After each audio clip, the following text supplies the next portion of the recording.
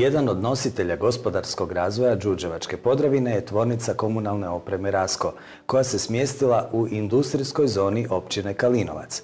Tvrtka više od 2/3 vlastitih proizvoda izvozi u čak 25 europskih zemalja. Tvornica komunalne opreme Rasko osnovana je 1990. godine. Svoje poslovanje započela je kao mala zanatska radnja u kojoj smo bili samo dvojica zaposlenih, ja i moj kolega suosnivač, gospodin Frane Franičević. Tijekom svojeg postojanja u ovih 22 godine firma je prošla nekoliko razvojnih faza. U toj prvoj fazi od male zanatske radnje u kojoj su se manufakturni način proizvodili strojni dijelovi i pojedini proizvodi, prešli smo 1996. godine u rang malih poduzetnika i izgradili prvu halu na lokaciji u Kalinovcu.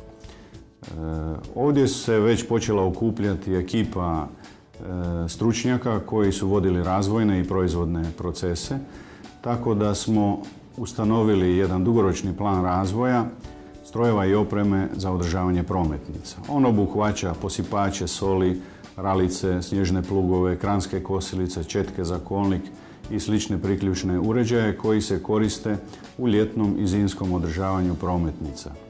Tada je tržište uglavnom bilo koncentrirano na Republiku Hrvatsku.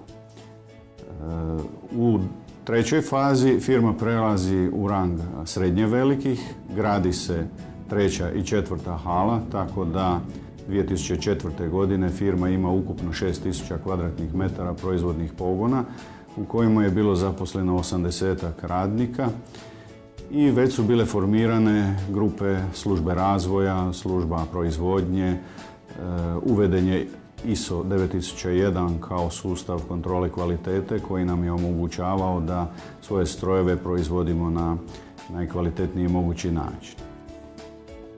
U periodu od 2004. do danas firma intenzivno radi na razvoju novih proizvoda, radi na obradi stranih tržišta. Veći dio proizvodnje plasira se prema izvozu, tako da danas firma 75% svoje proizvodnje izvozi na tržišta u zapadnoeuropskim državama, a ovaj dio hrvatskog tržišta pokrivamo prema našim procjenama sa učešćem od oko 80% tržišnog udjela. Danas firma broji 194 zaposlena radnika, od čega su 44 visoko obrazovanih ljudi koji rade u odjelima razvoja, konstrukcije, normalno prodaje, računovodstva, financija, informatičke podrške, marketinga i svih ostalih djelatnosti koje prate ovakvu industriju. Izvozimo u 25 europskih država i ponosni smo što rast tog izvoza ide vrlo eksponencijalno.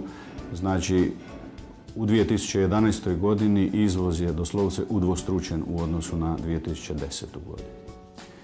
Firma vrlo dobro surađuje sa jedinicom lokalne samouprave, sa županijom pa i sa ministarstvima, resornim ministarstvima, prije svega gospodarstva.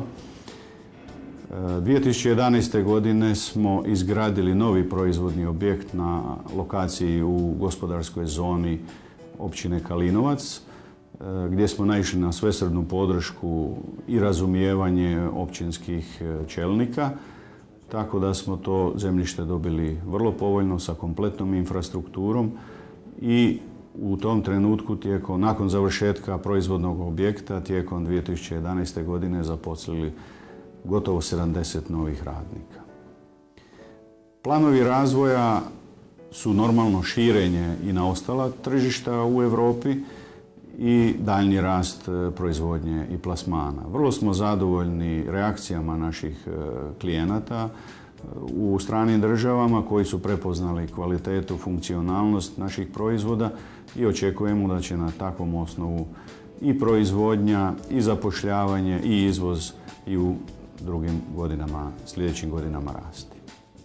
Poštovani gledatelji, i za tjedan dana posjetit ćemo općinu Kalinovac. Do tada veliki pozdrav od programske i tehničke ekipe Koprivničkog studija Srce televizije. Hvala vam na pažnji i do gledanja.